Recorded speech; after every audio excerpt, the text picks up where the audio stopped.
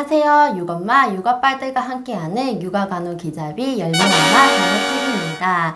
만나서 반갑습니다. 다들 우리 아기들의 오감 발달 중요성을 알고 계실 거라 생각을 합니다. 오감 발달 중 이번 강의 주제는 청각 발달입니다. 우리 아기들이 불러도 잘 쳐다보지 않나요? 옹알이 시기가 지났는데 옹알이를 하지 않나요? 큰 소리가 나도 놀라지 않는 것 같나요? 혹시 난청이 있는 걸까요? 저 또한 열무야 하고 불렀을 때 바로 쳐다보지만 가끔 3-4번 불러도 안 쳐다보는 경우가 종종 있더라고요. 청각 발달 문제가 있는 건지 걱정을 했던 적이 있습니다. 우리 양육자분들도 저와 같은 걱정들을 한 번쯤 해보셨을 거라 생각을 합니다. 이번 영상을 통해 자세히 알려드릴게요. 사전적 의미로 청력은 귀로 소리를 듣는 힘을 말하며 청력장애는 청력이 충분한 기능을 하지 못하는 것이라고 합니다. 태아 시기부터 엄마의 뱃속에서 가장 먼저 들었던 엄마의 목소리, 심장소리, 자주 들었던 태교 음악 등을 반응하고 기억한다고 합니다. 17주 태아의 귀가 완성되고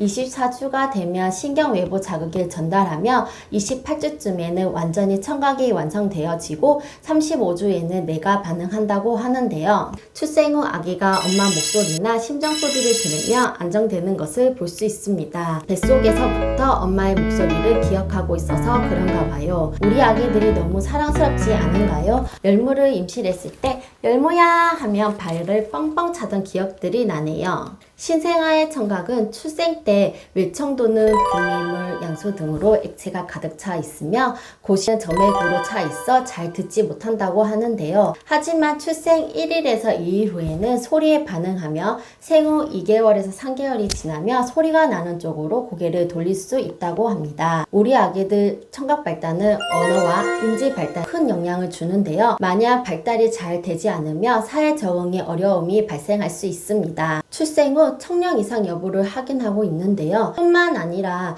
추가적인 검사를 통해 청력과 언어적 발달의 이상 여부를 지속적으로 확인하는 것은 필수입니다. 왜냐하면 청각은 말을 배우기 위해 아주 중요한 감각인데요. 말이 잘 들려야 소리를 따라하며 말을 배울 수 있기 때문에 혹시 난청이라면 최대한 빨리 치료를 해야 합니다. 참고로 신생아의 난청 유병률은 신생아의 1000명 중 1명에서 3명꼴로 발생되어지는 것으로 알려져 있는데요. 유병률이 결코 낮은 수준은 아닙니다. 난청의 종류는 어떤 것이 있을까요? 난청은 전음성 난청과 감각신경 난청으로 나누어집니다. 전음성 난청은 소리를 청각신경까지 전달하는 과정에 문제가 있고 귓바퀴에서 귓구멍과 고망을 통해 뇌의 달팽이까지 소리를 전달하는 해부학적인 문제가 있어 수술로 좋아질 수 있습니다. 감각신경 난청은 청각신경세포 자체의 문제로 뇌의 달팽이관에 있는 청각신경 자체의 문제가 있어 소리가 전달되어도 듣지 못합니다. 약물 치료로 가능하나 대부분 청각신경세포를 살릴 수 없어 보청기 등을 통해 재활 치료가 필요합니다. 신생아의 난청 원인은 어떻게 될까요? 선천적과 후천적으로 나누어지는데요. 유전이나 모성 감염 등 태어나면서 발생하는 선천적 난청과 출생 후 발달 과정에서 질병이나 외상 등 여러 가지 이유로 발생하는 후천적 난청이 있습니다. 우리 아기들 시기별 청각 발달은 어떻게 될까요? 언어적 발달과 함께 동시에 성장하는 모습을 볼 수 있는데요. 생후 3개월 아기는 소리에 민감하여 조금만 큰 소리가 나도 깜짝 놀라거나 자다 깨어나기도 합니다. 그리고 소음이나 사람의 소리에 서서히 집중하는 모습을 자주 볼 수 있습니다. 생후 4개월에서 6개월 아기는 엄마의 목소리에 웃음을 보이고 딸랑이 소리가 나는 곳에 고개를 돌립니다. 또한 아 등의 소리를 반복적으로 낼 수 있습니다.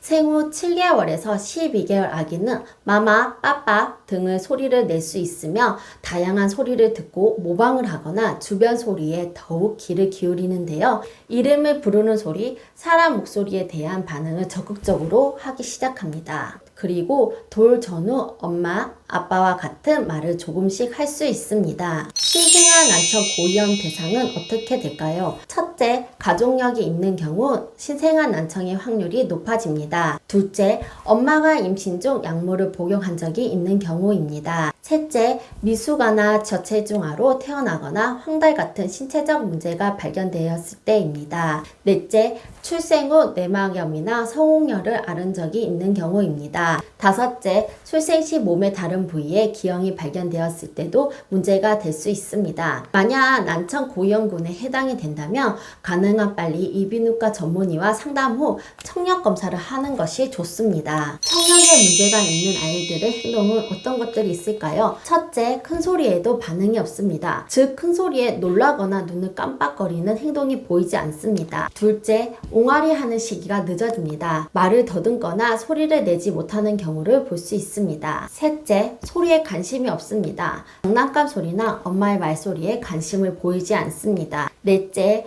잠을 잘 때 큰 소음에도 깨어나지 않습니다. 다섯째, 아기 이름을 불러도 반응이 없으며 말하는 방향이나 소리가 나는 방향으로 따라오지 못합니다. 요즘은 생후 1개월 이내에 신생아 난청 선별 검사를 많이들 한다고 합니다. 왜냐하면 난청은 늦어도 생후 6개월 이내에 조기에 발견하여 치료하는 것이 핵심인데요. 선천성 난청은 생후 6개월 이전에 보청기를 통해 치료를 하게 되면 대부분 정상적으로 생활이 가능하다고 합니다. 대신 시기가 늦어진다면 거의 완치되기 불가능하다고 합니다. 뿐만 아니라 중증도가 심하지 않을 경우에는 다른 신체적 문제에 비해 부모가 쉽게 알아차리기 힘든데요. 이 때문에 태어나서 병원에 입원하고 있는 동안 꼭 받으시길 권장드립니다. 신생아 난청 선별검사 비용은 어떻게 될까요? 2018년 10월 1일부터 신생아 난청 선별검사에 대해 건강보험이 적용되었는데요. 특히 태어난 직후 입원검사를 받게 되면 환자 부담금이 없습니다.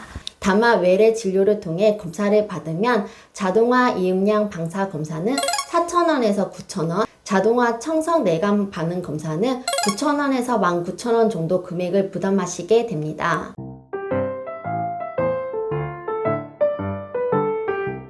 건강보험 적용 후 확연히 비용 부담이 적어진 점은 저희 양육자분들에게 참 다행입니다.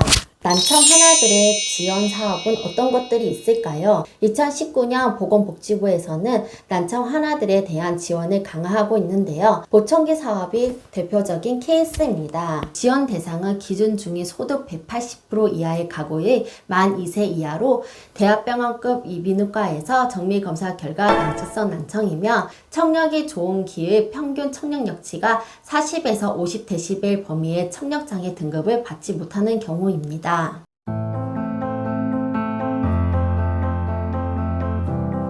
신생아 난청 선별검사 및 영유아 보청기 지원 정책이 시행되고 있지만 정부의 정책을 잘 모르는 양육자분들이 많다고 합니다. 자세히 알고 혹시 해당이 된다면 혜택을 꼭 받으셨으면 좋겠습니다.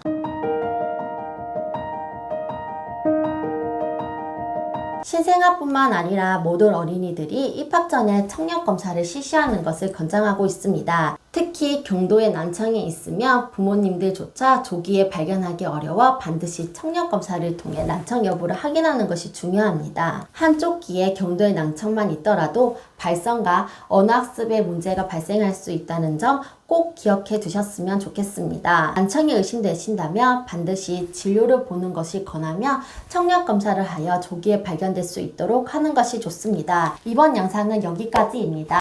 구독, 좋아요, 알림 설정 부탁드립니다. 감사합니다.